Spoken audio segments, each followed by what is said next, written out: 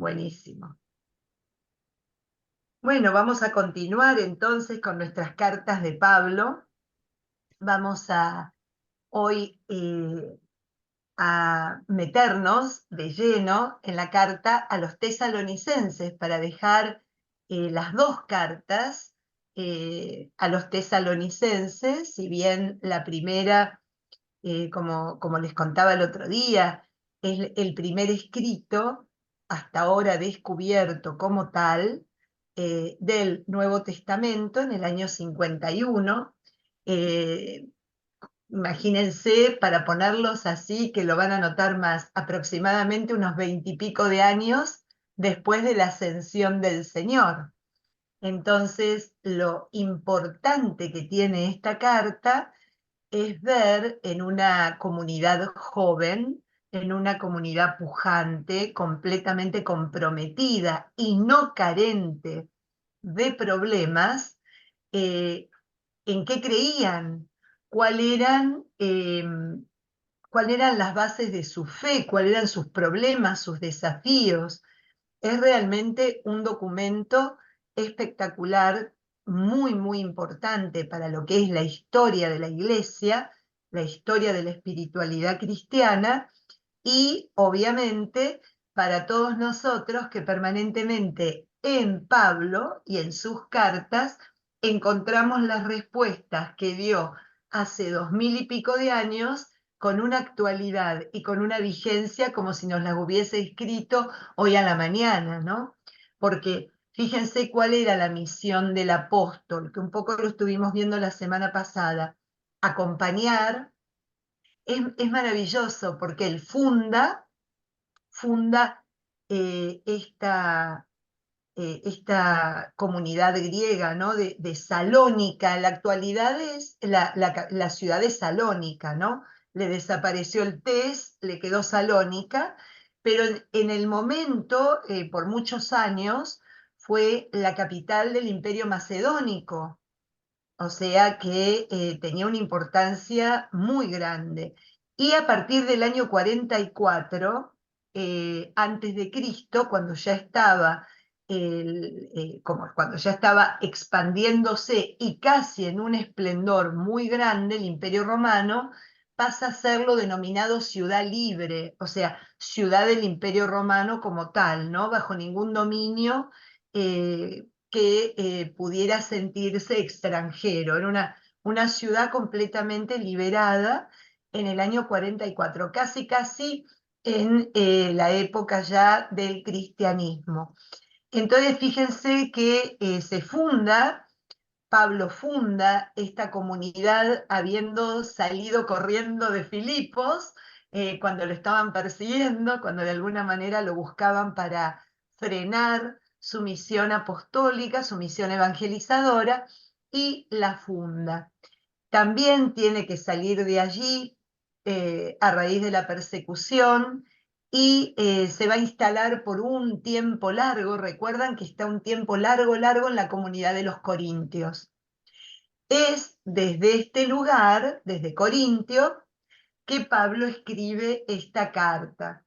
Se habla de que buena parte de la carta estuvo escrita, la gran mayoría desde Corintio, y una partecita puede haber sido enviada desde Atenas, puede haber sido escrita desde su estadía en Atenas cuando visitaba la ciudad griega, ¿no? Así que bueno, ¿qué encontramos?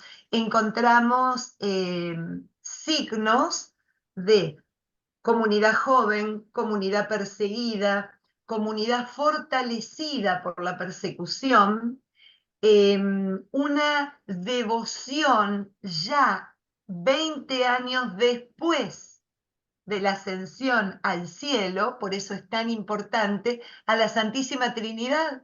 Ya se menciona el Padre, el Hijo y el Espíritu Santo. Miren ustedes los recursos que nos regala la carta para decir, ya desde el inicio de las comunidades cristianas había una inmensa devoción a este Dios trino y claramente entendido en las tres figuras, ¿no? Se sabía perfectamente las tres personas que formaban la divinidad, el valor, la gloria y el honor que debían de recibir. Y eso lo vemos. Vemos también algo que ya se habla de fe, esperanza y caridad en reiteradas oportunidades, estas que nosotros conocemos como virtudes teologales, ¿no? Y fundamentos de la fe, ya eran parte de la creencia y de la práctica, ¿no? Porque era unida esa creencia a la práctica de todos los días, esta fe y esta vida que se unían en la fe, en la esperanza y en el amor mutuo, ¿no? Lo vemos también mencionado en esta carta. Pero el tema central que vamos a tratar hoy, vamos a verla las dos, como les decía, el tema teológico central es la venida del Señor, que nosotros conocemos con el nombre de parusía, el Señor que regresa, el Señor que vuelve. Hablamos muchísimo de este tema en el tiempo del Adviento, que nos preparamos también para la venida del Señor, recordando su encarnación y su nacimiento en la Navidad, el Señor que viene todos los días en los sacramentos y el Señor que por esperanza y por fe sabemos que vendrá en la parusía. Bueno, lo que Pablo aborda en la carta a los tesalonicenses, el tema central teológico va a ser la parusía y el tema de la resurrección. Yo algo les contaba la semana pasada, que es uno de los temas más difíciles que él tuvo para desarrollar y para que se entendiera y se creyera a cabalidad y correctamente el tema de la resurrección. No podían los paganos entrar a imaginar algo semejante. El mundo de los muertos era de los muertos y una vez que se entraba ahí, no había quien pudiera cambiar ese destino, ¿no? Entonces vamos a ver que así como introduce también cambios muy profundos en la moral, en la costumbre cotidiana, a nivel teológico, estos dos temas hay que estar expectantes, hay que tener esperanza, el Señor viene, el Señor está por venir, ya lo desarrollaremos y van a ver qué bonito van a ser los dos pilares que más van a desarrollarse y a tener importancia teológica en estas dos cartas.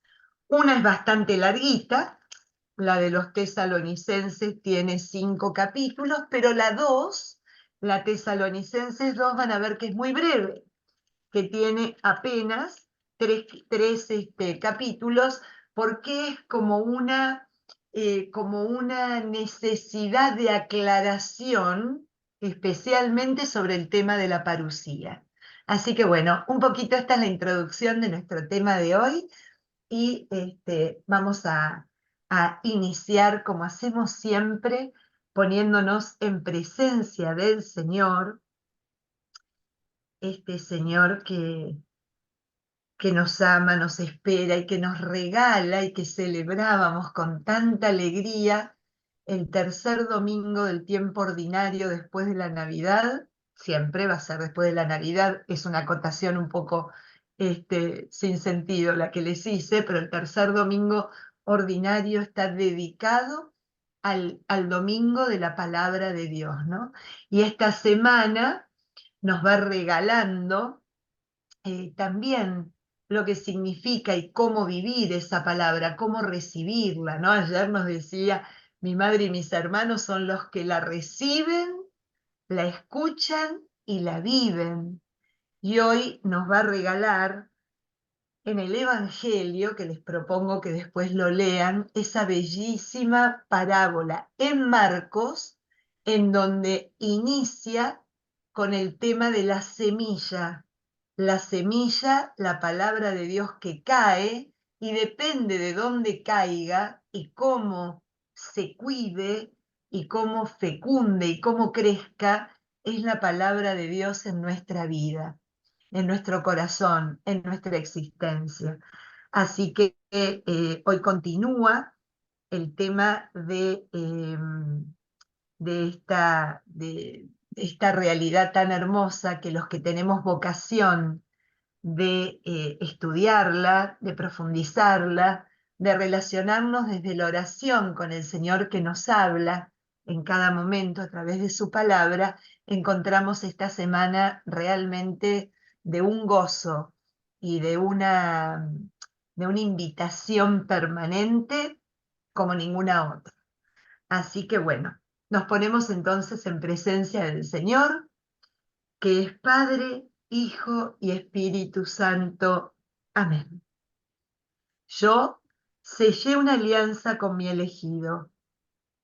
Hice este juramento a David, mi servidor. Estableceré tu descendencia para siempre. Mantendré tu trono por todas las generaciones. Él me dirá: tú eres mi Padre, mi Dios, mi roca salvadora. Yo lo constituiré mi primogénito, el más alto de los reyes de la tierra. Le aseguraré mi amor eternamente, y mi alianza será estable para él. Le daré una descendencia eterna y su trono duradero como el cielo. Gloria al Padre, al Hijo y al Espíritu Santo, como era en un principio, es ahora y siempre, y por los siglos de los siglos. Amén. Le aseguraré mi amor eternamente, y mi alianza será estable para él.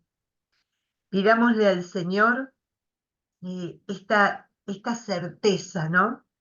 De que estamos relacionados con un Dios que nos ama como somos, con lo que traemos, con lo que podemos y con lo que no, que nos regala permanentemente y nos llama permanentemente a revivir, a volver a pasar por nuestro corazón esta alianza de amor, ¿no? Nos llama a alianzarnos, a vivir unidos a Él, para poder de alguna manera, siempre y en cada momento, experimentar y vivir en su reino, ese que comenzó cuando Él lo acercó, cuando se encarnó, cuando caminó entre nosotros, y a partir de ese momento continúa entre nosotros al final de los tiempos.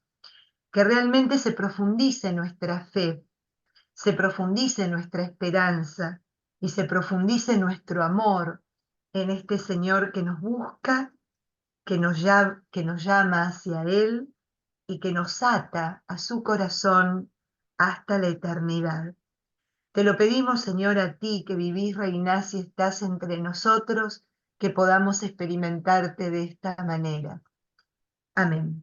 En el nombre del Padre, del Hijo y del Espíritu Santo. Amén. Bueno, muy bien. Vamos a entonces continuar y a seguir un poquito con nuestra carta a los tesalonicenses. Hoy vamos a leerla, así que les invito a que todos la abran.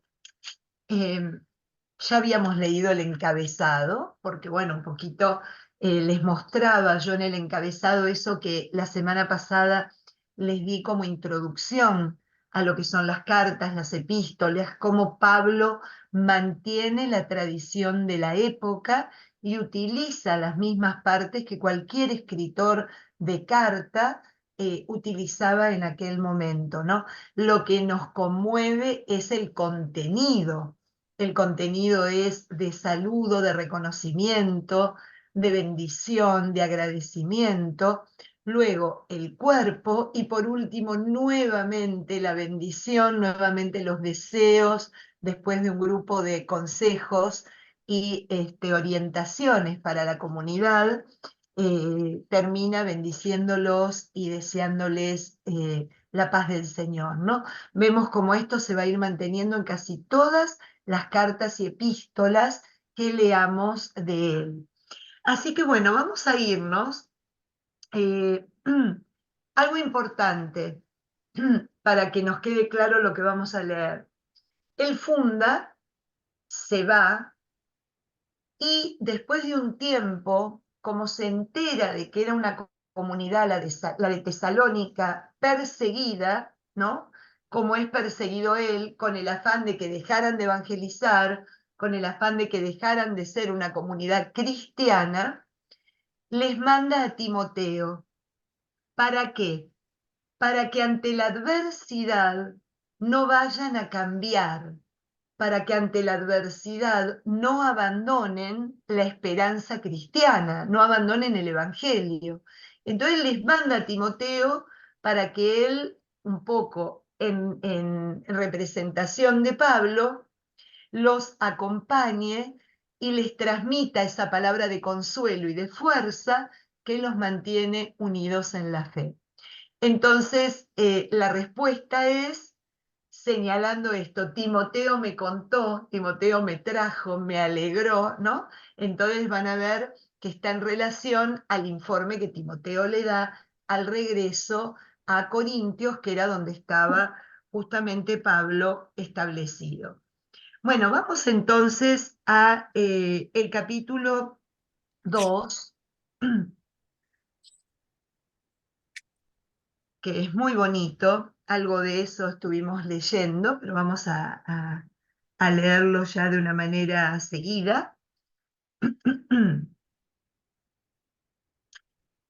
Capítulo 2, versículo 1. Esto está relacionado, si ustedes lo quieren buscar, con Hechos 17. Si a algunos les interesa saber la historia, cómo la cuenta Lucas sobre esta comunidad de Tesalónica. Están los Hechos, capítulo 17 y siguientes, ¿no? Ustedes saben, hermanos, que nuestra visita no fue inútil.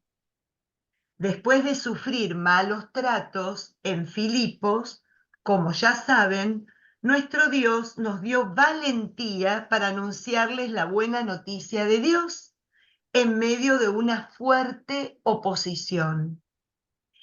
Es que nuestra predicación no se inspira en el engaño, ni en motivos sucios, ni usa el fraude, sino que Dios nos encontró dignos de confiarnos la buena noticia y nosotros la predicamos. Y fíjense lo que va a aclarar ahora: buscando agradar no a los hombres, sino a Dios, que examina nuestros corazones. Vamos a leer un poquito más, después volvemos. Ustedes saben, y Dios es testigo de ello, que nunca los halagamos con palabras bonitas, ni usamos pretextos para ganar dinero. Tampoco hemos pretendido honores humanos, ni de ustedes ni de otros, aunque podíamos, como apóstoles de Cristo, hacer sentir nuestro peso. Al contrario, nos portamos con ustedes con toda bondad, como una madre que acaricia a sus criaturas. Sentíamos tanto afecto por ustedes que estábamos dispuestos a entregarles no solo la buena noticia de Dios, sino también nuestra propia vida. Tanto los queríamos. Recuerden, hermanos, nuestro esfuerzo y fatiga. Noche y día trabajamos para no serles una carga mientras les proclamábamos la buena noticia de Dios. Nos quedamos acá y vamos a ver qué lindo, porque es como como una especie de examen, ¿no? Es como un recordatorio y una reseña de lo que fue el trabajo de Pablo mientras estaba allí con ellos. Y a mí me encanta algo, y permanentemente trato cuando lo leo en oración, decirle: Señor, que siempre tengamos esa intención. Porque Pablo les explica a los tesalonicenses que la vida del evangelio, la vida del evangelizador, no es agradar a los hombres, sino siempre estar puesto en el corazón y en la palabra la verdad de Dios. No es enviar, promover o dar cantos de sirena, sino mantener alerto el corazón y llamado siempre a la conversión y a la expectación, ¿no? Esto lo va a ir desarrollando a medida que va hablando. De alguna manera, lo que les dice, no vamos a ganar adeptos al Evangelio por contar un cuento bonito. ¿Por qué? Porque el Evangelio, como dijo el Señor en el Sermón de la Montaña, en el Evangelio de Mateo, está rodeado de persecución, porque es un desafío, porque justamente a lo que está llamado es a sacudir las estructuras, a sacar aquello que no es humano, a derribar aquello que no es digno, a aniquilar aquello que no lleva al bien, a la verdad y a la felicidad plena. Entonces, no se puede agradar a los hombres, no se puede agradar a todo el mundo. Cuando nosotros tratamos de quedar bien y que la gente adhiera al Evangelio porque lo encuentra apetecible a sus gustos y deseos y no como un desafío que nos deje pensando a todos, como diría el padre Pronsato, si el Evangelio no molesta, empecemos a leerlo de nuevo, hasta que moleste, porque tiene que molestarnos, porque nos lleva a vivir una vida plena, una vida basada en el amor, una vida basada en la verdad y en la libertad, por sobre todas las cosas. Entonces, claro, al encontrar este grupo en cada uno, porque acuérdense que el fundador fue Pablo, pero Pablo no la gobierna. Pablo de alguna manera la acompaña. Pablo está presente para que esa llama de amor de Jesucristo en el corazón de esta comunidad que se encendió no se apague, no se disipe, no se extinga, sino que sea capaz de convertirse en una hoguera tal que siga promoviendo y desparramando el fuego y la luz por sobre todas las cosas del Evangelio a cada comunidad y en sus alrededores. Entonces, no puede ser de complacencia, tiene que ser de de sacudida, ¿no? De mostrar un challenge, como es un desafío, una meta distinta, de presentarnos algo diferente, siempre con la intención de ser cada vez mejores y más eh, perfectos, entre comillas. Ustedes saben que no lo podremos ser nunca, pero como dice el Evangelio, tanto Mateo como Lucas, ser cada vez más perfectos en la caridad, en el amor, ¿no? Entonces, eso es lo que pone, a ver, esto no se trata de decir palabras bonitas, pretextos para que te den plata, halagos, ¿no? En una palabra, no se trata de caer bien, se trata de amar bien, que son dos cosas distintas. Cuando yo trato de caerle bien a todo el mundo, dejo de ser yo misma. Cuando tratamos de que todos estén conformes, evidentemente no perseguimos la verdad, sino que estamos tratando de, como la plastilina, de ir ocupando y formando y teniendo la forma del lugarcito que va quedando vacío. Y acá se trata de llenarlo todo, de planificarlo todo con la presencia de Cristo. Cuando tratamos de agradar a todos, nos ponemos nosotros en el centro. Cuando tratamos de llevar a la verdad a todos, ponemos a Cristo en el centro.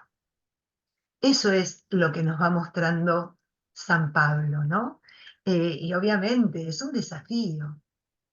Todo esto, por supuesto, que se entiende que no agradar a todos no deja de tener como misión el amar a todos. ¿Es claro esto? Todos, todos, todos, como dice Francisco, deben de ser amados, pero todos, todos, todos deben de ser llamados a una vida en Cristo, porque ahí es donde les demostramos el mayor amor, ¿no? Ese es un poco eh, el, el- la forma que tiene esta carta de exhortar, de por miedo a, y cada uno completará a qué, abandonar la verdad, abandonar el desafío del Evangelio, ¿no? Abandonar el camino del Evangelio. Entonces, de alguna manera vemos cómo Pablo se pone de alguna forma, él y los que lo acompañan en la misión cuando fundó y evangelizó a esta ciudad, se pone un poco como ejemplo, ¿no? Eh, Nos portamos con ustedes con toda bondad, como una madre que acaricia a sus criaturas. A mí esa parte me da una ternura porque la relación de Pablo con sus comunidades va a ser de orden maternal, los va a maternar, los va a abrazar de tal manera que como la madre les va a brindar el amor, pero como la madre también les va a indicar cuál es el camino correcto. No los va a dejar a la buena de Dios, ¿no? En el sentido peyorativo, no bueno de ese comentario. Además, fíjense lo que les enseña, ¿no? Los amamos tanto que no solo el Evangelio, sino que fuimos a darle nuestra vida. El hombre cristiano, el evangelizador, el que hace de su vida un testimonio vivo de Cristo, eso es lo que tiene como meta, hacer lo que hizo el Maestro. Si Él dio la vida por todos, cada uno de nosotros también en lo que es, en lo que implica dar la vida por los demás, ¿no? Brindarnos en un 100% por amor a la buena noticia, por amor al Evangelio. Y además les recuerda cómo debe de ser esa evangelización. Nuestro esfuerzo y fatiga y nuestro trabajo no fuimos carga de ustedes. El evangelizador no puede caer en la tentación de que la comunidad se haga cargo de él, en el sentido que no puede eh, decir, bueno, ustedes a mí me tienen que soportar en el sentido monetario, en el sentido... No, no, no, yo acá vengo a entregar mi vida y mi vida la entrego desde el servicio, no desde una relación eh, empleado-empleador, ¿no? O sea, como yo les estoy dando algo, ustedes me tienen que retribuir de esta manera. Vemos la generosidad absoluta, noche y día trabajamos para no serle una carga. Eso es, no quisimos ponernos en una situación de superioridad, sino siempre conservamos la hermandad, la igualdad. Nosotros trabajamos y con nuestra vida les transmitimos el Evangelio. Esta transmisión del Evangelio para nada nos da una superioridad para con ustedes, sino todo lo contrario, ¿no? Como de manera clara Pablo cuenta lo que él hizo a modo de que ellos entiendan que lo que van a hacer tiene que ser de igual manera. No pueden separarse del modelo y de la forma que lo hizo su maestro, ¿no? De alguna manera. Bien, eh, ustedes son testigos y también Dios del trato santo, justo e irreprochable que mantuvimos con ustedes, los creyentes. Saben que tratamos a cada uno como un padre a su hijo. El amor maternal y la relación paternal, ¿no? Miren la relación de intimidad también del evangelizador, madre y padre para una comunidad, exhortándolos, animándolos, exigiéndolos a llevar una vida digna de Dios, que los llamó a su reino y gloria. Acá les deja claro, no fui yo el que lo llamé, no fue Pablo, no fue Timoteo. A mí no me tienen que rendir ninguna pleitesía ni dar ninguna cuenta. No se olviden nunca que fue Dios el que los llamó y fue Dios el que los constituyó en una comunidad suya, no mía. Pablo va a insistir constantemente en esto y nos viene muy bien escucharlo de vez en cuando. que estas cosas no son nuestras, sino siempre son de Dios que nos primerea, ¿no? Si estamos acá en un miércoles 24 de enero, de 8:30 de la mañana a 10 de la mañana, escuchando su palabra, no es para acompañar a Patricia, sino que es porque el Señor desea tanto estar en nuestros corazones que su palabra apremia. La palabra de Dios nos apremia, a mí como a ustedes. La palabra de Dios nos desea y nos dejamos desear y nos dejamos atraer hacia Él. A mí como a ustedes, ¿no? Así que eso es como también para tener como ejemplo de lo que significa el liderazgo cristiano, ¿no? Em, por eso también nosotros damos siempre gracias a Dios, porque cuando escucharon la palabra de Dios que les predicamos, la recibieron no como palabra humana, sino como realmente es palabra de Dios que actúa en ustedes los creyentes, ¿no? Clarito, no necesita explicación. Ustedes, hermanos, siguieron el ejemplo de las iglesias de Dios, fieles a Cristo Jesús, que están en Judea, porque sufrieron de parte de sus compatriotas el mismo trato que ellas de parte de los judíos. Acá está hablando de la persecución. La iglesia de Judea, perseguida por las comunidades judías, la iglesia de Tesalónica, perseguida por los paganos, porque no les dejaban mantenerse en la fe en Cristo, ¿no? Oh, ¿y acá qué pasó?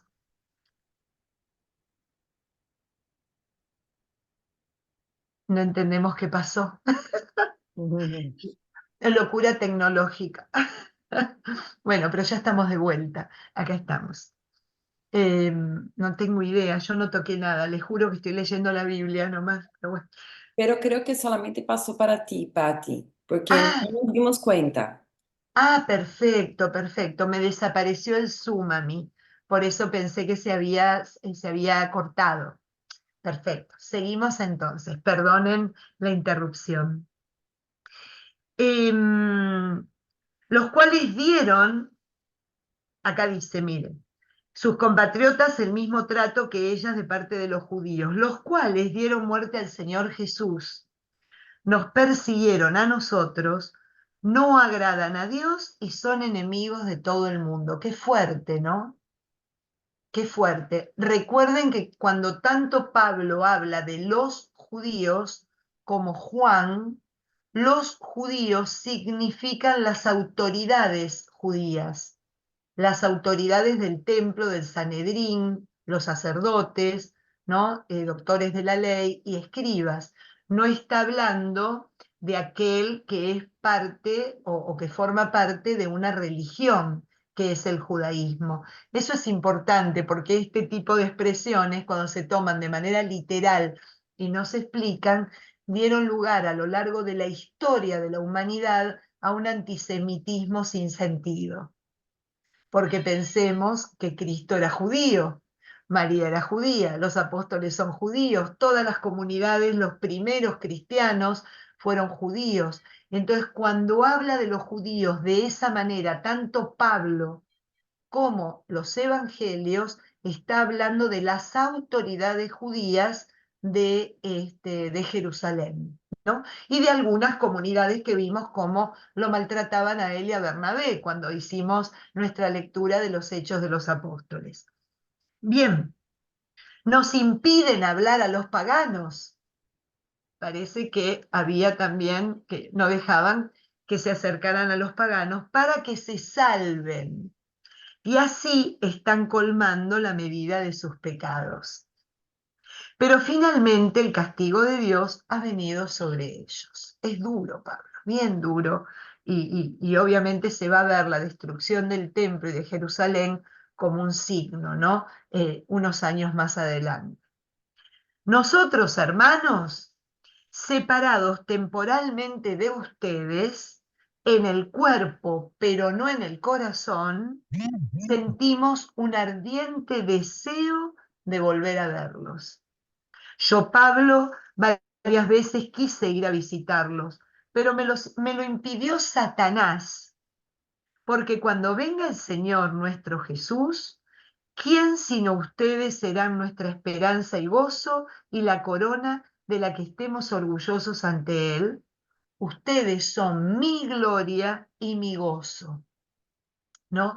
Acá empieza a mencionar el tema que va a ser el principal de esta carta, porque cuando venga el Señor Jesús, les quiero contar algo, si uno lo lee en griego, uno encuentra en esta expresión, cuando venga el Señor nuestro Jesús, la palabra Kyrie. ¿Vieron Kyrie eleison? Que nosotros rezamos después del pedido de perdón, en el momento del llamado a la penitencia, al principio de la Eucaristía. Pablo escribe la palabra Kyrie, ¿no? Para referirse al Señor con todo señorío, con toda magnificencia, ¿no? El gran Señor, el Kyrie, y así es como va a referirse de Jesús, si lo estuviéramos leyendo en griego, esta expresión. Seguimos en el capítulo 3. Por eso, no pudiendo aguantar más, decidimos quedarnos solos en Atenas y enviarle a Timoteo, hermano nuestro y ministro de Dios para la buena noticia de Cristo, para que los afirmara en su fe, los animara a no flaquear en la tribulación, porque ustedes mismos saben que tenemos que sufrir estas cosas. Así, cuando estábamos entre ustedes, les advertimos que sufriríamos persecuciones y así ha sucedido, como ustedes pudieron comprobarlo. Por eso, no pudiendo aguantar más, envié a pedir informes de la fe de ustedes, temiendo que el tentador les hubiera tentado y mi trabajo hubiera resultado estéril. Lo que les contaba antes de empezar a leer. Manda a Timoteo, la comunidad comienza a ser perseguida y hay que apuntalarla, hay que llevarle una palabra de aliento, de consuelo y una presencia para decir, estamos con ustedes y sigan firmes también en la fe y en la fe de Jesucristo, en el Evangelio. Timoteo acaba de volver y nos trae buenas noticias de la fe y el amor de ustedes, del buen recuerdo que guardan siempre de nosotros y de las ganas que tienen de vernos, tanto como nosotros a ustedes. Recuerden que las cartas manifiestan este cariño, esta intimidad, como cuando si nosotros le estuviéramos escribiendo a un amigo, ¿no? Así, hermanos, en medio de necesidades y tribulaciones nos consuela la fe de ustedes y nos sentimos revivir por su fidelidad al Señor. ¿Cómo podremos dar gracias a Dios por ustedes? Por el gozo que nos hacen sentir ante nuestro Dios. Día y noche pedimos insistentemente estar allí presentes para completar lo que todavía falte en su fe. Que Dios, Padre nuestro, y el Señor nuestro Jesús nos ayuden para que podamos ir a visitarlos. Y a ustedes el Señor les conceda crecer cada vez más en el amor mutuo y universal, como el que nosotros tenemos por ustedes. Y fortalezca sus corazones para que puedan presentarse santos e inmaculados ante Dios nuestro Padre cuando venga nuestro Señor Jesús con todos sus santos, ¿no? Fíjense qué bonito, qué aliciente, qué manera de exhortarles y de bendecirles, ¿no? De decir bien todo lo bien que hacen y todo el esfuerzo que hacen para mantenerse fieles al Evangelio. El capítulo 4 es esencial. Ya estamos en el anteúltimo y es muy importante porque les va a hablar de qué se trata ser y abrazar la vida cristiana y va a desarrollar luego a partir del versículo 13 el punto central que es la parusía. Así que digamos que dentro de la carta va a ser uno de los puntos centrales y más importantes de esta epístola. Por los demás, hermanos, les pedimos y rogamos en el nombre del Señor Jesús que vivan conforme a lo que han aprendido de nosotros sobre la manera de comportarse para agradar a Dios. Ustedes ya viven así, ustedes ya viven así. Miren que ya entendí lo que pasó. Ahí está. Tengo el mouse que sin querer con la Biblia, cada vez que lo aprieto, se sale del Zoom. Así que recién acaba de volver a ocurrir. Ahora estoy atenta descubriendo cuál es el problema. Ustedes ya viven así, sigan haciendo progresos. Ya conocen las instrucciones que les dimos en nombre del Señor Jesús. Esta es la voluntad de Dios, que sean santos, que se abstengan de las inmoralidades sexuales, que cada uno sepa usar de su cuerpo con respeto sagrado, sin dejarse arrastrar por los malos deseos, como hacen los paganos que no conocen a Dios. Que en este asunto nadie ofenda o perjudique a su hermano, porque el Señor castiga tales ofensas como se los hemos dicho e inculcado. Dios los ha llamado no los ha llamado a la impureza, sino a la santidad. Por tanto, quien desprecia estas enseñanzas no desprecia a un hombre, sino a Dios, que además les dio su Espíritu Santo. Acerca del amor fraterno, no hace falta escribirles porque ustedes han aprendido de Dios a amarse mutuamente y lo practican con todos los hermanos de Macedonia entera. Con todo, les rogamos que sigan progresando. Pongan todo su empeño en mantener la calma, en atender sus asuntos y trabajar con sus propias manos, como les recomendamos. Así llevarán una vida digna ante los extraños y no les faltará nada. Simplemente, como les dije la semana pasada, Pablo se enfrenta a una cultura completamente distinta a la cultura judía y tiene que tratar de enseñarles, de meterles en el corazón costumbres propias del judaísmo y que elevan la dignidad del hombre. Y una de esas costumbres es el respeto por el cuerpo. ¿Por qué? Porque muchas veces, ¿con qué nos encontramos en las culturas paganas, en el paganismo? En aquellas que estaban fuera del judaísmo, ¿no? Para que quede claro. En costumbres que no le daban importancia a lo que se hacía con el cuerpo, porque lo que había que mantener impoluto y acrecentado era el espíritu. Entonces el cuerpo no tenía ninguna incidencia sobre el espíritu y el espíritu tampoco sobre el cuerpo. Eran posturas habitualmente de corte dualista.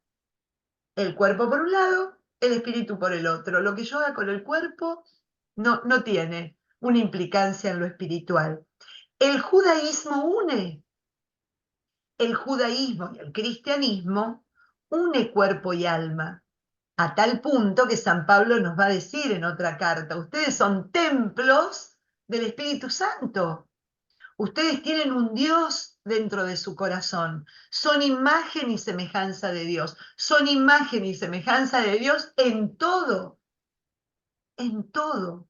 Y como un todo, deben obrar en la vida con una integralidad.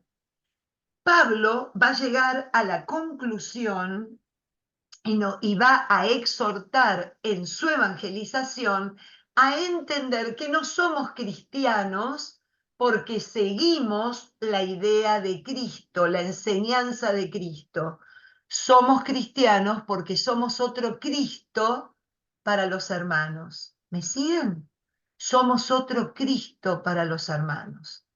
Entonces, por eso la semana pasada creo que se nos mencioné y hoy de alguna manera lo vuelve a explicar, la moralidad viene por debajo del Evangelio, Cuando el Evangelio es encarnado, la costumbre cambia, la costumbre se transforma, porque el Evangelio encarnado en la vida del hombre nunca tiende al mal del otro, al uso del otro, ¿no? A utilizar al otro como un instrumento de mi placer, ¿no? Cuando el Evangelio se encarna, entendemos que estamos llamados a amar, y amar en el sentido semita de la palabra. Amar significa hacerle bien a todo aquel que está a mi lado, a mi prójimo. Amar es hacer el bien. Nunca va a estar relacionado a buscar simplemente el placer. El placer y hacer el bien vienen en un mismo paquete. Hacer el bien. ¿Me siguen con esto? Pablo es insistente. ¿Por qué? Porque tiene que ir transformando de a poquito el corazón. Y miren con qué dulzura lo hacen. Miren con qué dulzura. Sin dejarse arrastrar por los malos deseos, como lo hacen los paganos que no conocen a Dios. Miren qué belleza. No está ni siquiera hablando mal de los paganos. Están diciendo los paganos actúan de esta manera porque no tienen todavía la experiencia del Dios de Israel, la experiencia de saber de qué se trata sentirse amado por Él. Miren qué cosa más hermosa. No viven de una manera porque no saben, porque no conocen, no porque no quieren.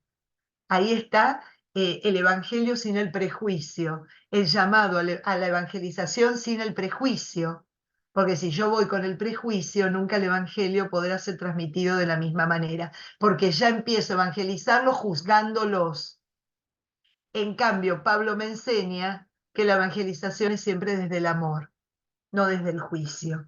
Miren qué manera más hermosa de ponernos ante esta situación. Bien. Vamos entonces al punto central, versículo 13. No quiero que sigan en la ignorancia acerca de los difuntos. Ya les explicaré a qué hace referencia. Para que no estén tristes como los demás que no tienen esperanza. Porque si creemos que Jesús murió y resucitó, de la misma manera Dios llevará con Jesús a los que murieron con él. Esto se lo decimos apoyados en la palabra del Señor. Los que quedemos vivos hasta la venida del Señor, no nos adelantaremos a los ya muertos, porque el Señor mismo al sonar una orden, a la voz del arcángel y al toque de la trompeta divina, bajará del cielo. Entonces resucitarán primero los que murieron en Cristo. Después nosotros, los que quedemos vivos, seremos llevados juntamente con ellos al cielo, sobre las nubes, al encuentro del Señor, y así estaremos siempre con el Señor. Consuélense mutuamente con estas palabras. Cuando Pablo empieza a hablar de la parousia, parucía era una palabra que se utilizaba cuando la venida era relacionada al emperador o a un rey. Fíjense, él pone la parucía, cuando hablo de parucía, habla del rey del cielo, del rey de reyes, ¿no?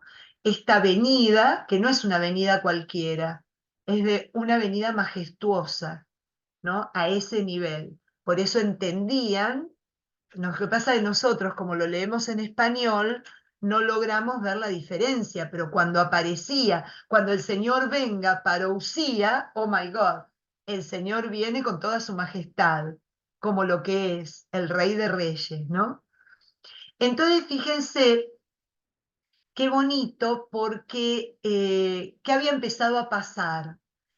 se dicen los expertos de San Pablo, cuando uno lee la explicación de esta carta, que las comunidades cristianas, especialmente esta de Tesalónica, veían esta venida del Señor con mucha tristeza, pensando que los que habían muerto dentro de la comunidad se perderían la alegría de contemplar al Señor que vuelve. No habían acuñado en su corazón que el Señor, cuando vuelva, traería consigo a los resucitados. ¿Por qué? Porque no les cabía la idea de la resurrección. Este capítulo 4 de la carta a los tesalonicenses, tranquilamente la podemos poner como paralelo al capítulo 15 de los Corintios, que nos habla absolutamente de qué es la resurrección. Pablo trata de explicarles algo que no entraba dentro de su concepción en la creencia de Dios. Una vez que se morían, para ellos las personas dejaban de existir, ya no había más esperanza, ya no había más oportunidad ni de estar frente a Dios ni de estar con ellos nuevamente. Entonces Pablo trabaja los dos temas en conjunto. El Señor va a venir y cuando vuelva va a traer consigo resucitados a los que vivieron, a los que murieron, perdón, en la fe. Los va a traer con él. Entonces, de esa manera les pasaba, les suscitaba esta esperanza, ¿no? No, primero, destierren la tristeza, destierren la angustia. El cristiano es un hombre que acuña y vive en la alegría y en la esperanza de lo que está por venir. Fíjense otro detalle, cómo aparecen, si ustedes ven a partir del versículo 16 hasta el final del 17, una imagen muy apocalíptica, muy escatológica del final de los tiempos. Parece lo que leemos en el Apocalipsis de Juan o en algunos pasajes del Antiguo Testamento, de Daniel, por ejemplo, cuando se habla del final de los tiempos y la revelación del Hijo del Hombre, ¿no? Vemos esas imágenes, el tronar, el sonar las trompetas, el arcángel que anuncia la venida de Dios, ¿no? Estas figuras para mostrarles y transmitirles que es algo grande el tema de la vuelta del Señor. Y es algo grande que no puede ser para pocos, sino que tiene que ser para todos, aún a los que ya habían fallecido, aún para ellos también. Entonces, este va a ser el tema central teológico que va a tratar de transmitirles y va a tratar de profundizarles a a los tesalonicenses. Leía, preparando la clase, algo tan bonito. Pablo logra a través de esta carta, en la primera de los tesalonicenses, convertir la esperanza en el Señor que viene en expectación. Y en la segunda carta, como se les había ido la mano en la expectación, y saben lo que hacía la comunidad, dejó de trabajar y se quedaron todos sentaditos en su casa esperando que viniera. Ya está por llegar, ya está por llegar, entonces mejor no hagamos nada y esperemos en oración. Entonces Pablo les dice, no, no, no, no nos corresponde a nosotros saber ni el día ni la hora, no tenemos idea cuándo va a ser ese día. Entonces van a ver cómo en la segunda carta convierte la expectación en esperanza. En la primera, la esperanza en expectación. Y en la segunda carta convierte la expectación en esperanza. ¿No? Parece que fueran iguales, pero no lo son. ¿Qué significa la esperanza en expectación? En estar vigilantes, en estar atentos, en tener el corazón preparado, en aquello que nos dice el Evangelio, no se duerman, no vayan a dilapidar el tiempo, ¿no? Me encantan los españoles que dicen, si la vida dura 2 días, ¿qué vamos a hacer con ella? el de valorar, el de realmente profundizar en cómo vivimos cada segundo que se nos da y se nos regala, en la expectativa que cada segundo cuenta para el reino de los cielos y para la eternidad. Esa es la esperanza en expectación, en que tiene que ser una espera activa. ¿Cómo esperamos activamente? Preparando constantemente nuestro corazón y nuestra vida toda a su llegada. Pero claro, como a esto se le fue la mano, tuvo que en la segunda carta decir, bueno, muchachos, a ver, tienen que seguir con la vida cotidiana y en la vida cotidiana encarnar los valores del Evangelio para transformarlo en esperanza. Yo espero, despierto y espero activamente a que el Señor en algún momento, cuando Él quiera, cuando sea su voluntad, regrese y nos plenifique a todos en esta vida, introduciéndonos en la eternidad, ¿no? Un poco lo que cambia en Pablo en las dos cartas es esta actitud. Pero eh, empieza con esta cosa de que, bueno, despiértense ustedes que duermen, despiértense porque esto es las 24 horas, los 7 días, los 365 días del año. Todo el tiempo somos cristianos y como cristianos no tenemos que temer nada, porque si todo el tiempo somos cristianos, ahí es sacarlos de la dualidad y llevarlos a la unidad. Si todo el tiempo somos cristianos, cuando venga el Señor, llegará y nos encontrará así, de esta manera, esperándolo, pero viviendo nuestra vida ordinaria. Es claro esto, ¿no? Y para nosotros también es que nos ayuda a recordar que no sabemos cuándo, no sabemos si son los 90 segundos que ayer hablaban los científicos en todos los diarios del mundo, del reloj del apocalipsis. Bueno, si son 90 segundos, ¿cómo vamos a vivir cada milésima de segundo? Es lo que cuenta para el Evangelio. No importa el tiempo, no importa cuándo. ¿Por qué? Porque nos sorprende como un ladrón, nos sorprende como a una parturienta, porque siempre tenemos que estar con Él, en Él, ¿no? Y por Él, como dice en la Eucaristía. Bien, entonces ahí continúa en el capítulo 5 desarrollando este tema. Acerca de fechas y momentos, no hace falta que les escriba, porque ustedes saben exactamente que el día del Señor llegará como un ladrón nocturno. Cuando estén diciendo qué paz, qué tranquilidad, entonces de repente, como los dolores de parto, le vienen a una mujer embarazada, se les vendrá encima la destrucción y no podrán escapar. Termino y explicamos un poquito. A ustedes, hermanos, como no viven en tinieblas, no los sorprenderá ese día como un ladrón. Todos ustedes son ciudadanos de la luz y del día. Perdón, no pertenecemos a la noche ni a las tinieblas. Por tanto, no durmamos como los demás, sino vigilemos y seamos sobrios. Los que duermen lo hacen de noche y los que se emborrachan también. Nosotros, en cambio, que somos del día, permanezcamos sobrios, revestidos con la coraza de la fe y el amor, y con el casco de la esperanza de salvación. A nosotros Dios no nos ha destinado al castigo, sino a poseer la salvación por medio de nuestro Señor Jesucristo, el cual murió por nosotros, de modo que despiertos o dormidos, vivamos siempre con Él. Por tanto, anímense y fortalézcanse mutuamente, como ya lo están haciendo. ¡Wow!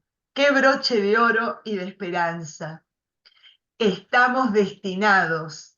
Fuimos llamados, fuimos deseados, fuimos buscados para la eternidad, no para otra cosa, para la eternidad con Dios, para la vida plena. Entonces, claro, qué belleza, porque la exhortación es mantenerse en la luz, mantenerse despiertos, Simplemente les quería comentar, se les vendrá encima la destrucción y no podrá escapar. La destrucción de lo viejo, la destrucción de todo aquello que no puede estar cuando la plenitud de Dios lo llene todo, ¿no? A esa destrucción se refiere. Y por eso viene la aclaración, no teman, porque ustedes fueron llamados a vivir en la luz, en la presencia de Dios, ¿no? En el día. Y qué belleza y qué poeta en el versículo 8, somos del día, permanezcamos sobrios. ¿Por qué la sobriedad? Porque que no haya nada en este mundo que nos saque la capacidad de darnos cuenta, que no vivamos anestesiados, ni adormilados, ni drogados, ni confundidos, sino nada nos puede quitar la capacidad de darnos cuenta que fuimos llamados para esta plenitud y para este encuentro eterno y único, ¿no? Y qué belleza lo que dice, vestidos con la coraza de la fe y el amor, y con el casco de la esperanza de la salvación. Dicen los que explican a Pablo que tiene la simbología de lo que usa un soldado, ¿no? La coraza, ¿no? La protección de la fe y la caridad y el casco de la esperanza, como mostrando que la vida del cristiano es una lucha. La vida del cristiano es lucha, pero una lucha en donde estamos muy bien ataviados, ¿no? Muy bien preparados para darla, porque el Señor nos regaló lo que necesitamos para llevar adelante la contienda, ¿no? No fuimos destinados al castigo, sino a poseer la salvación. Qué cosa más hermosa, más esperanzadora. No podemos predicar lo contrario, amigos míos. No podemos predicar lo contrario. El Señor, acuérdense de Juan 3:16, mandó a su Hijo para salvar al mundo y no para condenarlo. Y Pablo 50 años antes de que Juan ponga por escrito eso en su evangelio, lo deja expresado de una manera contundente. Primer escrito del Nuevo Testamento. Vinimos y fuimos destinados a poseer la salvación por medio de Cristo, ninguna otra cosa. Abrazar a Cristo, vivir su vida, llamados a imitarlo y a encarnarlo en nuestro corazón, nos asegura que así como lo vivimos a diario, porque cuando lo encarnamos ya estamos viviendo con Él, seguiremos así por toda la eternidad. Tampoco quiere hacer Pablo acá, lo aclaran muy bien, una comparación soberbia. Nosotros los salvados, ustedes los condenados, de ninguna manera. Lo que está diciendo es que Cristo nos trae la salvación. El que abraza a Cristo, sea quien sea, venga de donde venga y haya tenido la vida que haya tenido, alcanza esa salvación. No hay exclusividad, es claro, ¿no? Hay invitación y una manera convincente de decir, esto vale la pena. Despiértense, vigilen, anímense mutuamente, qué lindo, como ya lo están haciendo. Me encanta porque es buena onda, Pablo. Vamos, muchachos, que lo están haciendo bien. Sigan así, sigan así, sigan así, ¿no? Ese tiene que ser el mensaje del evangelizador. Les pedimos que tengan respeto a los que trabajan, entre ustedes los gobiernan y aconsejan en el nombre del Señor. Muéstrenles cariño y afecto por su trabajo. Vivan en paz unos con otros. Esto les recomendamos, hermanos. Reprendan a los que no quieren trabajar, a los desanimados, anímenlos, a los débiles, socórranlos y con todos sean pacientes. ¡Qué belleza! Cuidado que nadie devuelva mal por mal. Busquen siempre el bien entre ustedes y con todo el mundo. Estén siempre alegres, oren sin cesar, den gracias por todo. Eso es lo que quiere Dios de ustedes como cristianos. Uy, esto tendríamos que hacerle una fotito con el celular y tenerlo ¿cómo es que se llama? esto de pantalla, ¿no? Como fotito de pantalla. Uy, qué bueno, ¿cómo era? Nadie devuelva mal por mal. Busquen siempre el bien entre ustedes y con todo el mundo. Estén siempre alegres, oren sin cesar, den gracias por todo. Eso es lo que quiere Dios de ustedes como cristianos. No apaguen el fuego del Espíritu, no desprecien la profecía, examínenlo todo y quédense con lo bueno, disciernan, disciernan, eviten toda forma de mal. El Dios de la paz los santifique completamente, los conserve íntegros en espíritu, alma y cuerpo, e irreprochables cuando venga nuestro Señor Jesucristo, el quien lo llamó, el que lo llamó es fiel y lo cumplirá. Rueguen por nosotros, hermanos. Saluden a todos los hermanos con el beso santo. Qué cosa más linda. Y me voy, y con esto terminamos, al capítulo 2 de Tesalonicenses 2, para que Tesalonicenses ya nos quede completa, ¿no? Hermanos, en cuanto a la venida de nuestro Señor Jesús y a nuestra reunión con Él, les pedimos que no pierdan fácilmente la cabeza, ni se asusten por profecías o discursos o cartas falsamente atribuidas a nosotros, como si el día del Señor fuera inminente.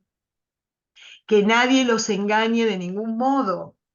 Primero tienen que suceder la apostasía y se tiene que manifestar el hombre sin ley, el destinado a la perdición, el rival que se levanta contra todo lo que lleva el nombre de Dios o es objeto de culto, hasta llegar a instalarse en el santuario de Dios proclamándose Dios.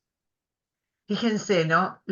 Esto que tantas veces literalmente hemos escuchado, ¿no? Porque tal uno representa tal otro. Lo que quiere decir Pablo es que tienen que pasar un montón de cosas y cosas incluso hasta alocadas hasta que llegue el fin del mundo. Lo que les quiere decir en el lenguaje que ellos les entiende es que no lo esperen porque no es inminente. No se sabe el cuándo, el cómo y el dónde. Lo único que se sabe es que tenemos que estar siempre preparados y dispuestos. ¿No recuerdan que ya se los decía yo cuando aún estaba con ustedes? Ya saben qué es lo que ahora los retiene para que no se manifieste antes de tiempo. La fuerza oculta de la iniquidad ya está actuando. Solo falta que el que la retiene se quite de en medio. Entonces se revelará el impío, al que destruirá el Señor Jesús con el aliento de su boca y anulará con la manifestación de su venida.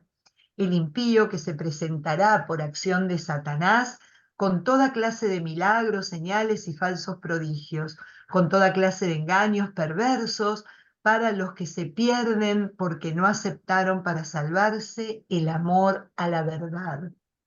Por eso les enviará Dios un poder seductor que los haga creer la mentira.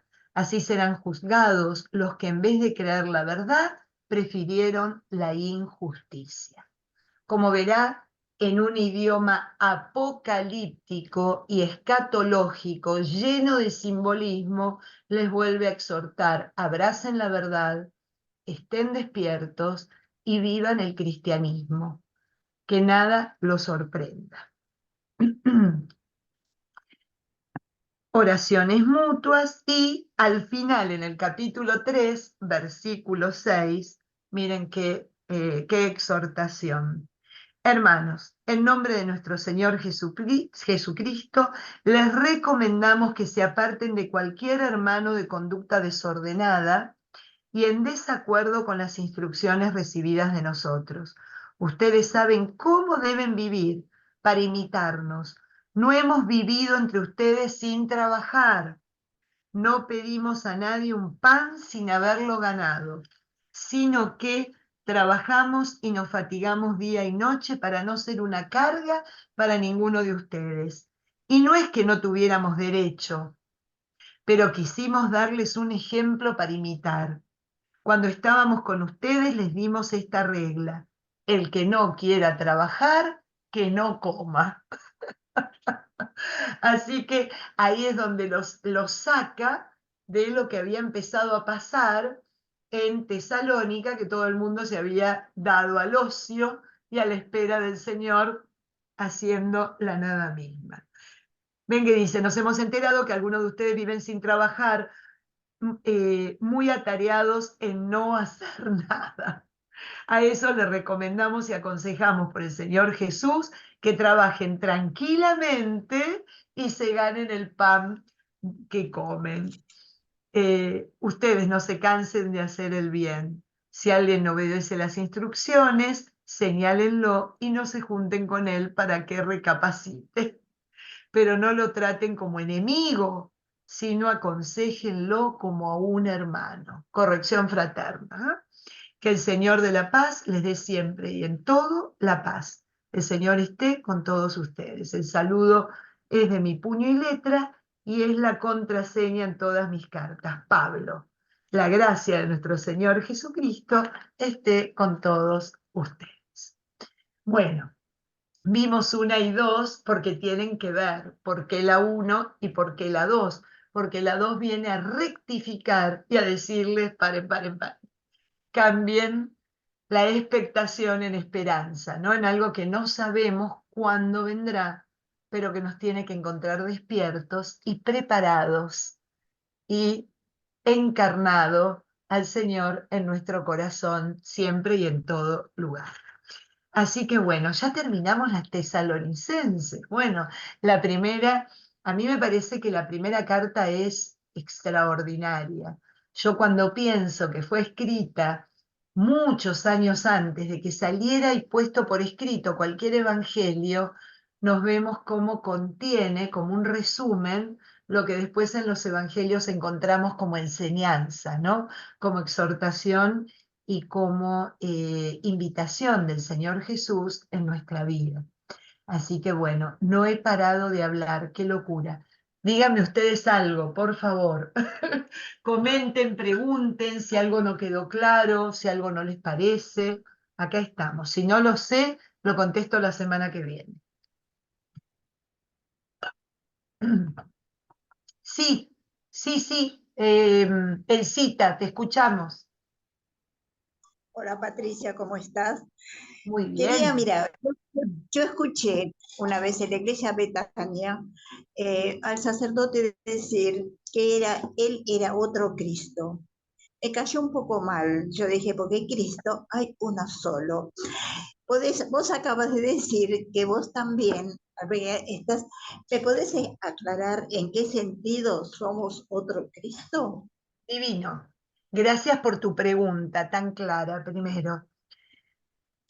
No en un sentido de favoritismo y de superioridad, sino en un sentido de encarnar en nosotros los valores de Cristo en nuestra vida. A eso es a lo que se va a referir Pablo, incluso en otra carta más adelante. Ya no soy yo, sino que es Cristo el que vive en mí. Es un poco aspirar a eso. Y fíjate que está absolutamente relacionado y en coincidencia total con lo que nos enseña el evangelista Juan en el Evangelio de Juan, cuando nos invita a creer, y para creer, tener y vivir la vida eterna significa eso. Creer para el Evangelio de Juan es transformarnos en lo que creemos. Entonces, es mucho más que decir con la cabeza, yo creo en Dios, yo creo en Cristo. Es transformar mi corazón para ser yo un Cristo para mi hermano. No, vuelvo y repito, en un sentido de superioridad, sino en un sentido agapé total, de un amor tan desinteresado que es capaz de dar la vida misma para ennoblecer la vida del otro, para llevar al otro a la santidad. ¿Es claro? Me imagino, yo no sé, no puedo entrar en el corazón de ese sacerdote, pero me imagino que estará haciendo referencia a esto, porque justamente el que nos invita de una manera radical es San Pablo. La vida es en Cristo. con Cristo, en Él vivimos, nos movemos y existimos, dice San Lucas, ¿no? En los Hechos. Y Pablo dice, la única manera de que suceda eso es ser nosotros, cada uno de nosotros, un Cristo para el otro, en lo que significa el servicio, la entrega y el don, el amor, amar como Él nos amó, ser el amor puro para cada uno de nuestros hermanos. No sé si soy clara en lo que te acabo de decir, Elsie. Sí, o sea, lo que pasa es que yo, por ejemplo, la imitación de Cristo, de Kempis, es imitación de Cristo, pero no que yo soy otro Cristo. Ahí me confundo. En el fondo es eso. Imitar a Cristo es ser un Cristo para otro. Eso es claro. Cuando se dice ser un Cristo, por supuesto que yo no voy a poder ser Cristo. Cristo es uno, único, ¿no?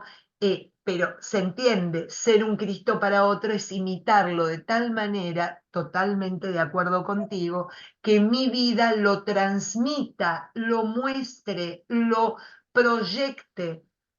Es Patricia la vida con Cristo. ¿Estamos?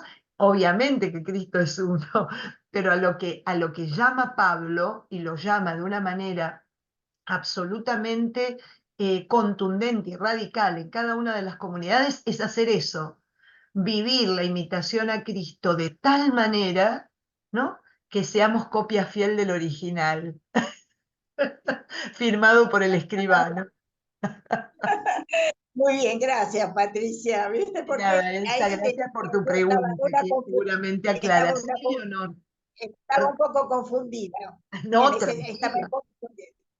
Gracias porque Gracias, a lo mejor otros Patricia. también. Bueno, un abrazo enorme. Gracias, Otro Patricia. para ti. Leonor, te escuchamos. Sí, pues la verdad que me suscita muchas interrogantes esta carta, ¿no? Porque no la había leído así como con tanto detenimiento y creo que merece varias lecturas. Mm, Por Muchas, supuesto que sí, muchas, muchas. muchas y profundas. Sí, sí. Entonces, pues nada más tengo como tres preguntas, pero creo que apenas alcanzaré a una. A Y ver, sería aquí cuando en Tesalonicenses 4 que bien, donde habla de la sí, parucía. 4:2, cuando Ah, dice que la voluntad de Dios es que nos hagamos santos, ¿cierto? Eso está sí, muy bien, llamamos a la santidad. sí, Y exacto. da como un ejemplo concreto, dice, no tengan relaciones sexuales fuera del matrimonio.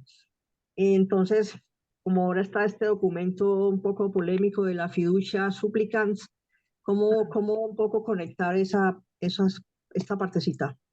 Bueno, sí, la verdad que es verdad lo que dices, tenemos para una charla de 1 hora y media con esto, pero primero, cuando ponemos en contexto la carta a quién va dirigido, va a una Ajá. sociedad donde las relaciones íntimas Se me acaba la eran, batería. perdón, espera un poquito que le pongo mute, ahí está. Las relaciones íntimas eran absolutamente desordenadas porque era propio de la forma y de las costumbres que tenían en los paganos y especialmente en Grecia, ¿no? Donde todo era permitido y todo era visto con una total y absoluta normalidad. Formaba parte de la cultura. Entonces Pablo les introduce el valor de la dignidad. Y el valor de la dignidad la basa en la experiencia hebrea, en donde el matrimonio, de alguna manera, es comparada a la relación de Dios con su pueblo. De hecho, que si nosotros leemos al profeta Oseas, vemos cómo a través de su propia, como si fuera problema matrimonial, relata y narra la idolatría, el desamor, el adulterio, si se quiere, del pueblo de Israel cuando va atrás de otros dioses y abandona al Dios verdadero. Entonces, siempre la unión que está santificada desde los primeros tiempos, abandonará al hombre y la mujer a la madre, a la casa de su madre y su padre, y se unirá a su mujer y será una sola carne con ella, ¿no? Vemos que es una postura en el judaísmo desde los primeros tiempos, ¿no? De una manera muy contundente. ¿Por qué? Porque fue poniendo orden en una sociedad donde la mujer estaba completa y absolutamente desamparada. A la que le dio amparo fue a la parte, digamos, más, entre comillas, débil de la relación, porque la mujer dependía del hombre. Entonces, al poner esta relación de iguales en una alianza única y permanente, elevaba la dignidad de la mujer y la hacía parte de un todo superior a su propia individualidad, ¿no? Formaba ella un todo superior. Yo creo que lo que pasa con este documento, primero, que hay que leerlo con detenimiento. El documento no dice nada contrario a lo que la doctrina sostiene. El otro día en casa lo discutíamos mucho, incluso con algunos amigos sacerdotes también, a ver cómo lo entendían. Mi marido es diácono, entonces cómo se podía entender. Y alguien comentó en la charla algo tan bonito, dice: la Iglesia siempre bendijo a todo el mundo, a las personas. Siempre se bendice a las personas. Y les voy a dar un ejemplo. Al final de la misa, la bendición cae sobre todos los que estamos allí, ¿verdad? Y a nadie excluye, la bendición se desparrama sobre todos los presentes. Pienso yo que lo que va el documento, a lo que pone mención, es que las personas tienen el derecho de recibir la bendición, sea cual fuera la situación. Lo que en ninguna manera, al menos es lo que yo entendí, Leonor, ¿no? A lo mejor, y lo que entendió mi marido también, lo que de ninguna manera se exhorta o se pide es a una bendición de un vínculo, a tal punto que hasta se pide de tener cuidado de no hacerlo en un ámbito que sea dentro de la iglesia, un lugar que pueda prestar a confusión, como para que la persona se quede con la idea de que está recibiendo, entre comillas, una bendición sacramental. Entonces, tiene un montón de aristas, un montón de lados, en donde vemos que de alguna manera es un documento que viene a ratificar aquello que la Iglesia viene haciendo desde siempre, que es bendecir a toda persona, no importa cuál sea su condición. La bendición es individual, pero no la relación. Eso es lo que yo entendí. Por eso no creo que tengan relación o que pueda quedar excluida una cosa de la otra, ¿no? Pablo les unía que la santidad, lo que Pablo quería mostrarles, un poquito es lo que yo les explicaba hace un ratito, es que la santidad no se consigue solamente por alimentar el espíritu, sino por la unión del espíritu con la carne, del espíritu con la vida. La fe y la vida tienen que ser una. Entonces la santidad la conseguimos en cómo vivimos. Por eso él pone siempre, y especialmente después de esta invitación a ser santos, este tema de moralidad. ¿Por qué? Porque ellos estaban acostumbrados al dualismo, hacían alabanza a los dioses y tenían una relación con sus dioses independientemente de la forma de vida que llevaran. No sé si soy clara, por eso en este punto Pablo lo une. Con respecto al documento, yo me propuse este fin de semana, que tengo tiempo, de leerlo con profundidad y de leer la aclaratoria también, para poder tener más elementos. Les pido disculpas que solo tengo elementos superficiales del mismo, ¿no? No he tenido tiempo de leerlo con honestidad, pero lo que sí me parece que viene a ratificar aquello. Lo que pasa es que coincido que a veces no queda claro y puede llamar a la confusión, ¿no? Por eso me parece que hay que leerlo en profundidad y darlo a conocer en todas sus partes y en lo que realmente es el core, el corazón de lo que se quiso transmitir. Así que bueno, prometo la semana que viene tener más elementos para poder hablar sobre el documento, Leonor. Bueno, Patricia, muchas gracias. Sí, la otra era con el Tesalonicenses 2:2, pero no sé si después porque ya estamos como sobre el tiempo, Oh, porque sí, como, me da pena, como dos, estamos en pero este... ¿te puedo pedir un favorcito, Leonor, Sí. si no es mucho pedirte? ¿Por qué no te anotas las preguntas e iniciamos con las preguntas el próximo encuentro? Ah, bueno, gracias.